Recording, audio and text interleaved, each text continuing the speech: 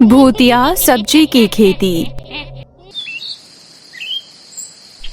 वीरानपुर गांव के आखिरी छोर पर एक घर था। वहाँ एक झुमरी नाम की चुड़ैल रहती थी। चुड़ैल का अपना एक बहुत बड़ा खेत था जहाँ वो सब्जियाँ उगाती थी। पर दिन में वो चुड़ैल आम औरतों की तरह ही रहती थी। ऐसी ही एक दिन, अरे वाह, कितनी बढ़िया बढ़िया सब्जी उगाती हूँ मैं। मेरे जैसी सब्जी कोई नहीं उगा सकता। अब ये पूरा गांव जल्द ही मेरा गुलाम होगा।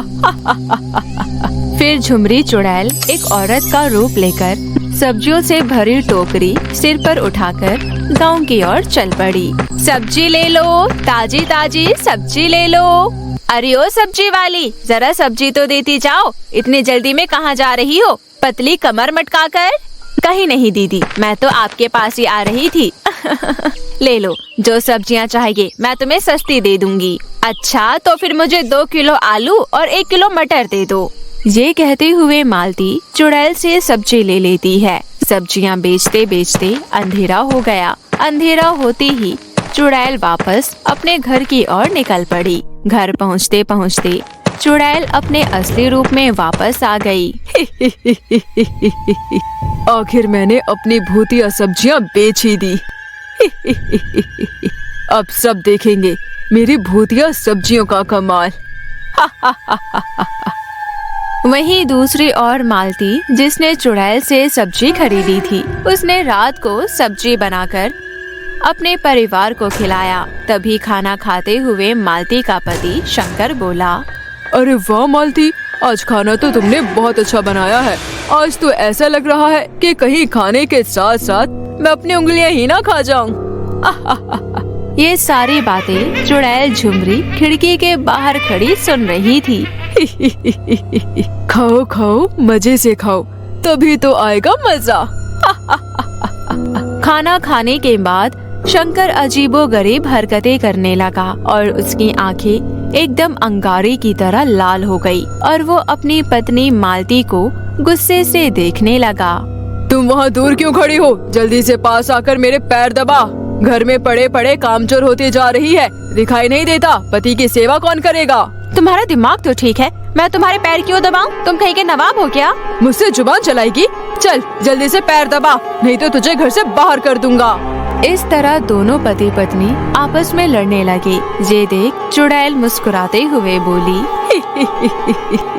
अरे वाह, ये तो कमाल ही हो गया। लड़ो लड़ो और लड़ो, तुम दोनों आपस में। जितना तुम दोनों लड़ोगे उतनी ही मेरी शक्ति बढ़ेगी।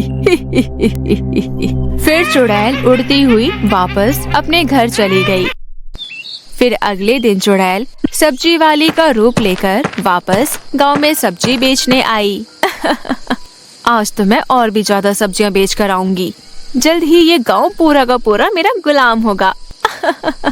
सब्जी ले लो, सब्जी ताजी ताजी सब्जी ले लो, सस्ती सस्ती सब्जी ले लो, सब्जी। तभी विमला नाम की एक औरत उसे रोकते हुए बोली, अरे ओ सब्जी वाली, जरा दिखा तो क्या क्या सब्जी लाई है। अरे बहन जी, मेरे पास बहुत ही सस्ती और ताजी सब्जी है। एक बार मुझसे सब्जी लेकर बनाकर तो देखो, जिंदगी भर याद करोगी मुझे। चुड़ैल की बातों में आकर विमला उससे सब्जियां खरीद लेती है। ऐसी ही गांव की बाकी औरतें भी उससे खरीदती है। रात होने पर चुड़ैल विमला के घर की खिड़की से अंदर झांकने लगी। तभी विमला अपने पति बिरजू को खाना परोसते हुए बोली, अजी सुनते हो, आज मैंने खाना आपकी पसंद का बनाया है, जरा खाकर तो बताओ कैसा बना है।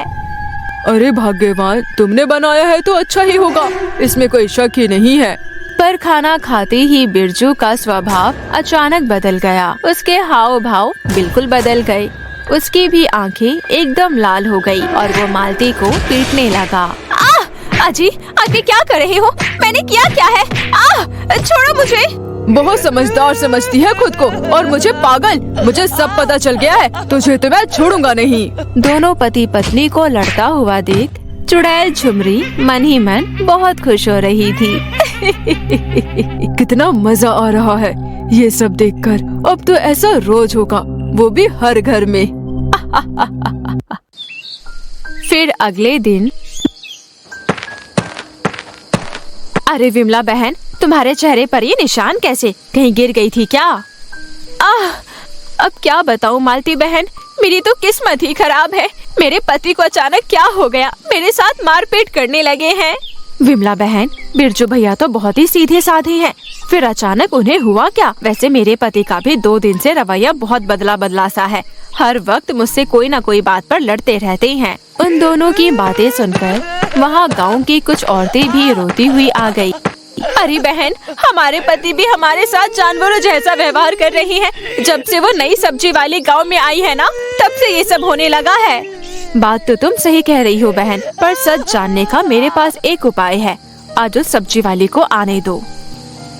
शाम होते ही चुड़ैल फिर से औरत का रूप लेकर सब्जी बेचने गांव में आ पहुंची। तभी प्लान के मुताबिक एक औरत सब्जी वाली चुड़ैल को रोकते हुए बोली, बहन जरा सब्जी देना। ले लो और ले लो, आज तो और भी खाने में मजा आएगा। जब चुड़ैल सब्जी देकर वापस वहाँ से जाने लगी, तब विमला और मालती दोनों मिलकर चुपचाप उसका पीछा करने लगी। वहीं अपने घर पहुँचते ही सब्जी वाली अपने असली रूप में वापस आ गई। आज रात तो बहुत मजा आने वाला है, आज मैं फिर से जाऊंगी देखने। सब्जी वाली को चुड़ैल के रूप में देखकर मालती और विमला बुरी तरह डर गई। अरे मालती बहन, ये तो चुड़ैल निकली, भागो यहाँ से, अपनी जान बचा के। बहन भागो। अरे विमला बहन शांत रहो, यहाँ तक आई है तो सारी बात जान कर ही जाएंगी। फिर दोनों छुपकर चुड़ैल की बातें सुनने लगी।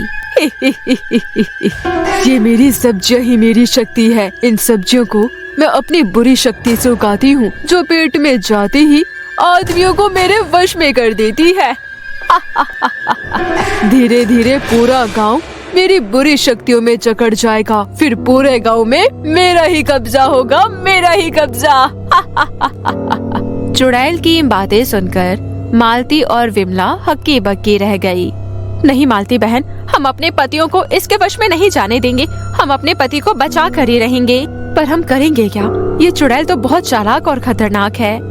तभी उन्होंने देखा कि चुड़ैल अपनी सारी शक्तियाँ खेतों में उगी सब्जियों में डाल रही थी। मुझे सब समझ आ गया है मालती बहन कि हमें करना क्या है। चलो वापस अपने घर चलते हैं। अगली सुबह चुड़ैल सब्जी वाली बनकर सब्जियां बेचने फिर से गांव आई। तभी पीछे से विमला और मालती एक बूढ़े आदमी को लेकर चुड़ैल के खेत में जा पहुंची। ठीक है बिटिया, अब तुम देखते जाओ कि मैं कैसे चुड़ैल की भूतिया सब्जी की खेती को कैसे जड़ से उखाड़ फेंकता हूँ। फिर वो बूढ़ा आदमी एक ट्रैक्टर पर बैठ गया और चुड़ैल के खेत पर ट्रैक्टर चलाने लगा। जैसे जैसे सब्जियां जड़ से उखड़ना शुरू होती है, यहाँ सब्जी वाली चुड़ैल अपने असली रूप में आ गई। अरे भागो रे भागो, ये तो चुड़ैल है, अपनी अपनी जान बचाकर भागो। गांव वालों के बीच अफरा तफरी मच गई। सभी लोग चुड़ैल से ली हुई सब्जियां जहाँ वहाँ फेंक कर भागने लगे। वहीं चुड़ैल भी बेचैन होने लगी। ये नहीं हो सकता, मैं कमजोर नहीं पड़ सकती। नहीं नहीं, मैं दिन में अपने असली रूप में कैसे आ गई? ये कहते हुए चुड़ैल दौड़ते हुए अपनी सब्जियों के खेतों पर गई। वहाँ पर मालती और विमला को देखकर चुड़ैल गुस्से से बोली, मैं कहती हूँ भाग जाओ यहाँ से, मेरी सब्जी ही मेरी ताकत है। दूर हटो मेरे खेत से, मैंने कहा हटो, वरना मैं एक एक को खा जाऊंगी। अब तू हमारा कुछ नहीं बिगाड़ सकती। अब ना रहेगा बांस और ना बजेगी बांसुरी। हमने खेत में गंगा जल भी छिड़क दिया है और अब तुम्हारी बारी। फिर मालती और विमला दोनों मिलकर चुड़ैल के ऊपर गंगा जल छिड़क दिए। नहीं नहीं, मैं तुम्हें छोड़ूंगी नहीं, मैं वापस आऊंगी और अपना बदला लूंगी। और देखते ही देखते चुड़ैल जलकर मर गई। इस तरह सभी गांव वालों को सब्जी वाली चुड़ैल के आतंक से मुक्ति मिल गई और सभी खुशी खुशी रहने लगे।